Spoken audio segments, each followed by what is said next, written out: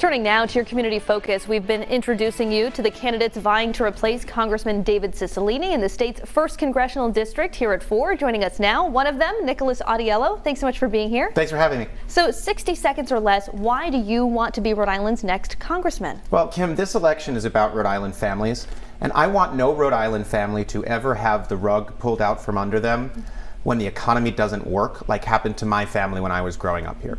And I want every kid to be able to have a good, safe, and meaningful life in our state. But in order to do that, there's a lot that needs to happen in Washington. Our families are hurting. We need to rebuild our economy to work for everyone, to bring down costs, and to close this gap between those at the very top and the rest of us. Our democracy isn't working, and we need to do everything in our power to restore trust in government so that people trust that big things can get done for them. We know that it doesn't work for us now. And our planet's in trouble.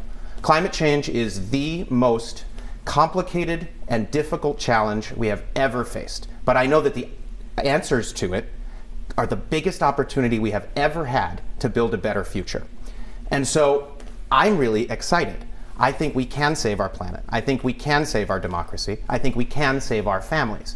And I really believe that I am the best candidate in this race because I'm the only candidate in this race who has had significant success in both government and the private sector and can bring that with a new generation of leadership to Washington and hit the ground running from day one to take over from where David Cicilline's left off. What do you think is the biggest single issue facing CD1 right now? I think over the long term, right now, I think it's the cost of living crisis that our families are under. Housing, health care, food, all of it. Long term, I think it is climate change, and everything we can do to solve that will make life better for Rhode Island families. Jobs, protecting our houses and businesses, and all of that can come with it. I want to ask you some rapid fire questions, so single word type answers. Are you pro-life or pro-choice? Pro-choice. Would you support or oppose a federal ban on so-called assault style rifles like the AR-15? Support. Would you support or oppose legalizing recreational marijuana on the federal level? Absolutely. Do you support term limits for members of Congress? I'm open to term limits. I'm more interested in making sure that our elections are the term limits they're supposed to be. Like I was talking about, making sure that our democracy works for the world we live in today. We need to take money out of politics. We need to reform a lot of the systems. We know we need to reform the Supreme Court. We need to change the fact that you can win most of the elections and most of the votes in a presidential election and not become the president. So I'm more focused on our democracy as a whole. And if Rhode Islanders do send you to Washington, which committee would you like to be on? That's a good question. I'd really like to sit on the Energy and Commerce Committee, and specifically the subcommittee on energy, climate, and grid security in this Congress. And I would hope that when the Democrats take Congress back in 2024, we resurrect the Select Committee on the Climate Crisis that Kevin McCarthy killed. I'd also really like to serve on the Select Committee on Competition with the Chinese Communist Party.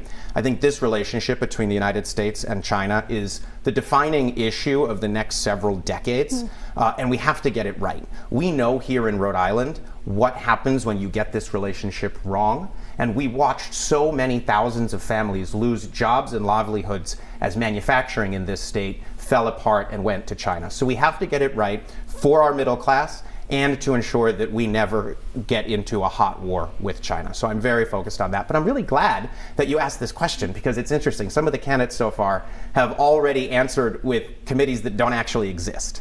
And so I think that voters are going to be paying attention to who's ready to hit the ground running on day one and ready to do this job in Washington. All right, unfortunately, that's all the time that we have. Congressional candidate Nicholas Autiello, thanks for being here. Thanks for having me, Kim.